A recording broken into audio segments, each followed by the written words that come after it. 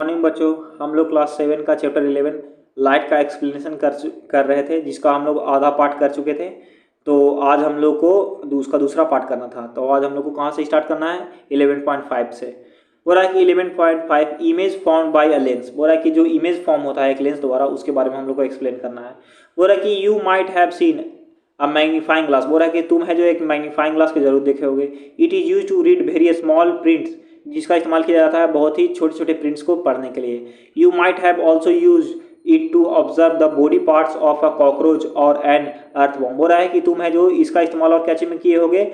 इसका इस्तेमाल तुम इंसेक्ट्स के बॉडी पार्ट्स को ऑब्जर्व करने में किए होगे, जैसे कि कॉकरोच और अर्थवॉर्म का। बोल रहा है कि the magnifying glasses is actually a type of lens. बोल रहा है कि जो मैग्नीफाइंग ग्लासेस होते हैं वो एक तरह का लेंस होते हैं। Lens are widely use in spectacles, फिर बोला टेलीस्कोप एंड माइक्रोस्कोप। बोल रहा है कि जो लेंस है उसका बहुत ही ज़्यादा इस्तेमाल होता है कहाँ? स्पेक्टिकल्स में, टेलीस्कोप में, माइक्रोस्कोप में। Try to add a few more uses of lens to this list. बोल रहा है कि इस लिस्ट में हम लोग क्या चीज करना है? कुछ और यूजेस को लिखना है लेंस का। Get some lens. बोल रहा है कि कुछ लेंस को कलेक्ट करो। Touch and feel them. Touch करो, उसके बाद फील महसूस करने का प्रयास करो। Can you find some different just by touching. बोल रहा है कि तुम्हें टच करने से कुछ डिफरेंस पता चल जाएगा। Those lenses which feel thicker in the middle than at the edge are convex lens. बोल रहा है कि ऐसे लेंस जो कि मिडिल में क्या चीज हो, मोटे हो और बगल में पतले हो, एजेस की तरफ पतले हो, तो वो क्या चीज कहलाते हैं? वो कॉन्वेक्स लेंस कहलाते हैं। फिर बोल रहा है कि those which feel thinner in the middle than at the edge are convex lens. बोल रहा है कि ऐसे लेंसेज जो कि बीच में पतला और साइड में मोटा दिखे, उन्हें हम लोग क्या कहते हैं? कॉन्केव लेंस कहते हैं। Notice that the lenses are transparent and light can pass through them. बोल रहा है कि हमेशा याद रखना, जो लेंस होता है वो ट्रांसपेरेंट होता है और उसके अंदर से लाइट आसानी से पास हो सकता है। Let us play with the lens. अब हम लोग लेंस के साथ खेलते हैं। बोल रहा है कि एक्टिविटी 11.9 लेंस के बारे में, मतलब लेंस से रिलेटेड कुछ इंपॉर्टेंट फेनोमेना के बारे में देखते हैं। बोल रहा है कि टेक अ कॉन्केव लेंस और मैग्नीफाइंग ग्लास। हम लोग को क्या करना है? एक कॉन्केव लेंस और एक मैग्नीफाइंग ग्लास के लेना है। Put it in the path of the sun ray. उसको सूरज के, मतलब सूरज से जो रोशनी आ रहा है, मतलब सूरज की रोशनी में हम लोग रखना है। Take a sheet of a paper as shown. बोल रहा है कि हम लोग को एक पेपर का सीट लेना है। Adjust the distance between the lens and the paper till you get a bright spot on the paper. बोल रहा है कि हम लोग को पेपर और लेंस को तब तक एडजस्ट करना है जब तक हम लोग को पेपर पे एक ब्राइट स्पॉट नहीं मिल जाए। Hold the lens and the paper in this position for a few minute. कुछ मिनट तक हम लोग को क्या करना है? पेपर और लेंस को उसी पोजिशन में रखना है जब ब्राइट स्पॉट मिलने के बाद। बोला कि does the paper begins to burn. जो पेपर होगा वो जलना स्टार्ट हो जाएगा। Now replace the convex lens with the concave lens. बोला कि जो कॉन्वेक्स लेंस है उसको कॉन्केव लेंस से रिप्लेस कर दो। Do you see a bright spot. क्या तुम्हें जो ब्राइट स्पॉट देखने को मिलेगा on the paper this time? इस समय तुमको जो है वो पेपर पे ब्राइट स्पॉट देखने को मिलेगा नहीं। Why are you not getting a bright spot this time. इस समय हम लोग को ब्राइट स्पॉट पेपर पे क्यों देखने के लिए नहीं मिल रहा है?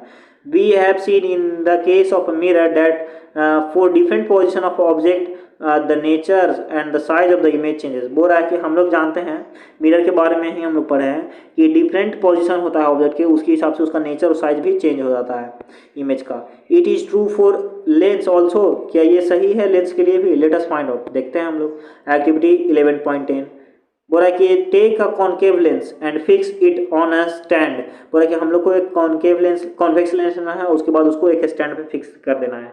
As you did with the concave mirror, जैसे कि हम लोग कॉन्केव मिरर के साथ किए थे। Place it on a table. उसके बाद उसको एक टेबल पर रख देना है। Take a lighted candle at a distance of about 50 centimetre from the lens. बोल रहा है कि हम लोग को क्या करना है? एक मोमबत्ती को, जला हुआ मोमबत्ती, मतलब जलते हुए मोमबत्ती को लेना है और उसको कहाँ रख देना है?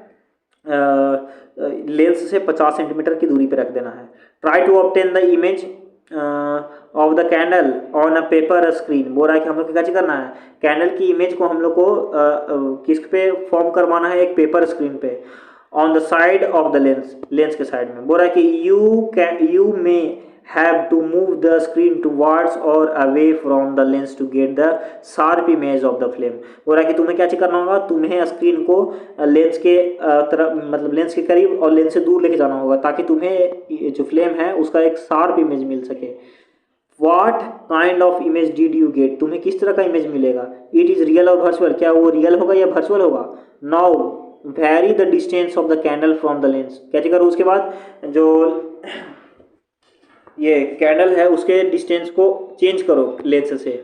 Try to obtain the image of the candle flame every time on the paper screen by moving it. Try ऐसा मतलब कैसे करना है हम लोग को, कैंडल के ऐसे मूव करना है ताकि उसका जो इमेज है वो कैसे कहाँ पे बन जाए, वो पेपर स्क्रीन पे बन जाए, कितनों भी हम लोग इधर उधर उसको मूव करता है। Record your observation as you did in the activity 11.7, जैसे 11.7 में किए थे एक्टिविटी 11.7 में, वैसा ही इस ऑब्जर्वेशन को भी हम लोग कैसे करना है, रिकॉर्ड करना है फॉर द कॉनकेव मिरर के लिए। ठीक है, ये हमारा कैंडल है, ये हमारा क्या है, ये हमारा लेंस है, फिर ये हमारा लेंस है। ठीक है, ये हमारा कौन सा लेंस है, ये हमारा कॉन्वेक्स लेंस है, ये दोनों हमारा कॉन्वेक्स लेंस है।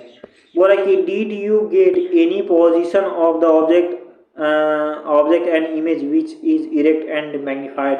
बोला कि क्या तुम्हें ऑब्जेक्ट का कोई भी इमेज मिला है जो इरेक्ट और मैग्नीफाइड हो। Could this image B obtain on screen, क्या ये जो इमेज है उसको हम लोग स्क्रीन पे ऑब्टेन कर सकते हैं। इज द इमेज रियल और वर्चुअल, जो इमेज है वो रियल है या वर्चुअल है। This is how convex lens used as a magnifying glass, इसी कारण जो कॉन्वेक्स लेंस है उसको क्या चीज़ के लिए हम लोग इस्तेमाल करते हैं, मैग्नीफाइंग ग्लास के लिए इस्तेमाल करते हैं। क्या चीज़, कॉन्वेक्स लेंस का। जैसे कि मतलब उसका जो कॉन्वेक्स लेंस से जो इमेज बनता है वो थोड़ा हमारा क्या चीज़ बनता है, ये बड़ा बनता है और रियल भी बनता है, वर्चुअल रियल दोनों बनता है और स्क्रीन पे भी बनता है, इसी कारण हम लोग उसको इस्तेमाल करते हैं मैग्नीफाइंग ग्लास के रूप में। बोल रहा है कि in a similar fashion study the images found by a concave lens. बोल रहा है कि इसी फैशन स्टडी में भी इमेजेस बनता है कॉनकेव लेंस से। बोल रहा है कि you will find that the image found by a concave lens. बोल रहा है कि you will find that the image found by a convex lens is always virtual. तुम्हें क्या, जब तुम कॉन्वेक्स लेंस का इस्तेमाल कॉनकेव लेंस का इस्तेमाल करोगे तो उससे जो इमेज बनेगा वो हमेशा कैसे बनेगा, वर्चुअल बनेगा, इरेक्ट बनेगा and smaller in size than the object, और इमेज के साइज से छोटा बनेगा। बोल रहा है अब उसके बाद 11.6 सनलाइट वाइट और कलर्ड। बोल रहा है कि सनलाइट होता है ये तो वो वाइट होता है या कलर्ड होता है। बोल रहा कि have you even ever seen a rainbow in the sky. बोल रहा कि क्या तुम है जो स्काई में आसमान में रेनबो देखे हो। You might have notice that, तुम क्या नोटिस कियोगे, it appears usually after the rain, वो हमेशा कब दिखता है हम लोग को, बारिश के बाद दिखता होगा। When the sun is low in the sky, जब सन होता है मतलब आसमान में नीचे की ओर होता है, मतलब डूबने वाला जब रहता है। The rainbow is seen as a large arc in the sky with many colours. बोल रहा है कि जो रेनबो है वो हम लोग कैसे दिखता है, एक बड़ा सा आर्क जैसा दिखता है जो कि कलरफुल रहता है। बोल रहा है कि how many colours are present in the rainbow, rainbow में कितने कलर्स प्रेजेंट होते हैं। When observe carefully there are 7 colours in the rainbow. बोल रहा है कि जब हम लोग रेनबो को केयरफुली ऑब्जर्व करते हैं तो उसमें कितने कलर्स होते हैं, 7 कलर्स होते हैं। Thought it may not be easy to distinguish all of them. बोल रहा है कि ये बहुत आसान, मतलब ये आसान नहीं होता है कि हम लोग डिस्टिंग्विश मतलब अलग अलग कर सकें जो रेनबो में कलर्स हैं उनको। बोल रहा है कि these are red orange yellow green blue indigo and violet. बोल रहा है कि वो रेनबो में जो कलर्स होते हैं कौन कौन होते हैं, रेड होता है, ऑरेंज होता है, येलो ग्रीन ब्लू इंडिगो और वायलेट होता है। बोल रहा है कि उसके बाद फिर कि you might have seen that when you blow soap bubble. बोल रहा है कि तुम्हें जो देखे होगे जब तुम सोप बबल को ब्लो करवाते हो, ठीक है, दे अपेयर्स कलरफुल, तो हम लोग कैसे दिखता है, कलरफुल दिखता है। Similarly when light is reflected from the surface of a compact disc you see many colours. बोल रहा है कि उसी तरीके से जब एक कॉम्पैक्ट डिस्क से मतलब सीडी से जब एक लाइट रे रिफ्लेक्ट होता है तो उसमें भी बहुत सारे कलर्स तुमको दिखता है। बोल रहा है कि on the basis of this experiment could we say that the sunlight is a mixture of different colour. बोल रहा है कि इस बेसिस पे हम लोग कह सकते हैं कि जो सनलाइट है वो अलग अलग कलर्स का मिक्सचर होता है। लेट अस इन्वेस्टिगेट, और हम लोग उसको इन्वेस्टिगेट करते हैं, देखते हैं कि सही में होता है कि नहीं। Activity 11.11 take a glass prism, एक ग्लास प्रिज्म लेना है। Allow a narrow beam of sunlight through a small hole in the window of a dark room to fall on a face of the prism. बोल रहा है कि हम लोग को कैसे करना है, उससे जो प्रिज्म है उससे एक नैरो बीम ऑफ लाइट को पास करवाना है। Let the light coming out of the other face of the prism fall on a white sheet of the paper, और और ऑन अ वाइट बॉल। बोल रहा है कि हम लोग क्या चीज करना है, जो प्रिज्म का दूसरा जो फेस होगा उससे लाइट पास मतलब निकलेगा बाहर की ओर, तो उसके सामने हम लोग को कैसे रखना है, एक वाइट पेपर शीट रखना है। व्हाट डू यू, तुम क्या देखोगे, do you see colour similar to those in the rainbow, तुम क्या देखोगे कि वही कलर तुमको दिखेगा जो कि रेनबो में हम लोग को दिखता है। This shows that the sunlight consist of the 7 colour, इससे पता चलता है कि जो सनलाइट है उसमें 7 कलर्स होते हैं।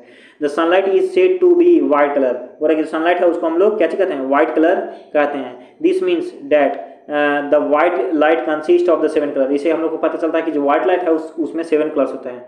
Try to identify this colour and write their names in your notebook, बोल रहा है कि इन कलर्स को आइडेंटिफाई करने का प्रयास करो और उसके बाद अपने नोटबुक में लिखो। Can we mix this colour to get white light, let us try, बोल रहा है कि क्या हम लोग इन 7 कलर्स को मिक्स कर सकते हैं ताकि हम लोग को व्हाइट लाइट मिल सके।